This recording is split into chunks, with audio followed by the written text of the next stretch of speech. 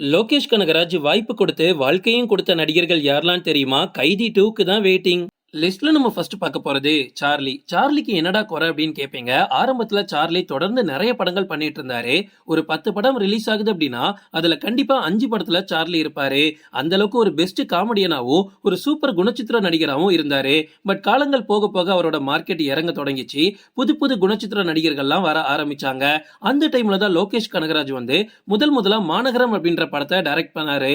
இந்த படத்துல சார்லி ஒரு டாக்ஸி டிரைவரா வருவாரு. மனுஷன் ஆக்டிங்ல பிச்சு உதறி இருப்பாரு. அந்த படத்துல இவருமே ஒரு ஹீரோ தான். மாநகரம் படத்துக்கு அப்புறமா மறுபடியும் சார்லிக்கு இறங்கின மார்க்கெட் மொத்தமா ஏறிச்சு. அந்த படத்தோட ஃப்ளோவை பிடிச்சி அடுத்து நிறைய பட வாய்ப்புகள் அவருக்கு வர தொடங்கிச்சு. அதுக்கப்புறமா 2019ல வெள்ளை பூக்கள் அப்படின்ற படமும் நடிச்சாரா. அதுக்கப்புறமா தொடர்ந்து எல்லா படத்துலயுமே அவர் கமிட் ஆயிட்டு இருந்தாரு. லிஸ்ட்ல நம்ம அடுத்து பார்க்க போறது ஜார்ஜ் மரியன். கைதி வந்தது 2019. அதுக்கு முன்னாடியே இந்த மனுஷன் நிறைய படங்கள்ல நடிச்சுக்கிட்டு தான் இருக்காரு அப்படின்னு நீங்க சொல்லுவீங்க. ஆனா சரியான அங்கீகாரம் என்னைக்குமே கிடைச்சது கிடையாது. ஜார்ஜ் மரியன் நெப்போலியன் கேரக்டர் பண்றதுக்கு முன்னாடி கூட நிறைய காமெடி கேரக்டர், நிறைய குணச்சித்திர கேரக்டர்ஸ் எல்லாம் பண்ணிருக்காரு. ஆனா இவரை ஜஸ்ட் ஒரு நார்மல் ஆக்டரா தான் பாத்திருக்காங்க.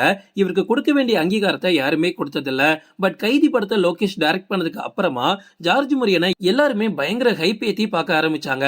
அந்த அளவுக்கு நெப்போலியன் கேரக்டர் அவருக்கு பக்காவா சூட் ஆச்சு. ஜார்ஜ் மரியனே ஒரு ஸ்டேஜ்ல சொல்லியிருந்தாரு, இது வரைக்கும் எத்தனையோ படங்கள் பண்ணிட்டேன், எத்தனையோ கேரக்டர்ஸ் பண்ணிட்டேன், ஆனா என்ன எங்கேயுமே எதுக்கும் கூப்பிட்டு அவார்டு கொடுத்ததே இல்ல.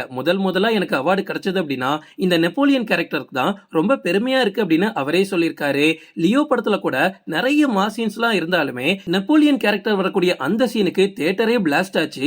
அந்த அளவுக்கு ஜார்ஜ் மரியனை இப்ப நம்மளோட ஃபேவரட் ஆக்டரா மாத்தினது லோக்கி தான். லிஸ்ட்ல நம்ம அடுத்து பார்க்க போறது நரேன். நரேனுக்கு கடைசியா ஒரு சரியான அங்கீகாரம் கிடைச்ச படம் அப்படின்னா அது அஞ்சாதே தான். அஞ்சாதிக்கு அப்புறமா அவரை பெருசா யாருமே கண்டுக்கல.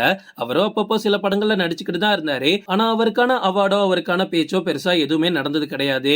ஆனா எப்போ கைதி படத்துல அவர் பண்ணாரோ அதுக்கப்புறமா அவரோட பேர் எங்கேயோ போயிடுச்சு. அதனால அவருக்கு விக்ரம் படத்துலயும் கமல் கூட ஸ்கிரீனை ஷேர் பண்ணிக்கக்கூடிய வாய்ப்பே கிடைச்சிச்சு. அந்த டைம்ல நரேனுக்கு பெருசா மார்க்கெட்டே கிடையாது. ஆனா கைதி படத்துல பாருங்க அவரை ஃபுல்லா டிராவல் பண்ண வச்சிருப்பாங்க. அதே மாதிரி தான் விக்ரம் படத்துலயும் இனி வரக்கூடிய எல்சியு எல்லா படத்துலயுமே கண்டிப்பா நரேனுக்கு மிகப்பெரிய பங்கு இருக்கும். லிஸ்ட்ல நம்ம அடுத்து பார்க்க போறது அர்ஜுன் தாஸ். இது வரைக்கும் லோகி நம்ம தமிழ் சினிமா கொடுத்த ஒரு பெஸ்ட் ஃபைண்ட் அப்படின்னா கண்டிப்பா நான் அர்ஜுன் தாஸ் தான் சொல்லுவேன்.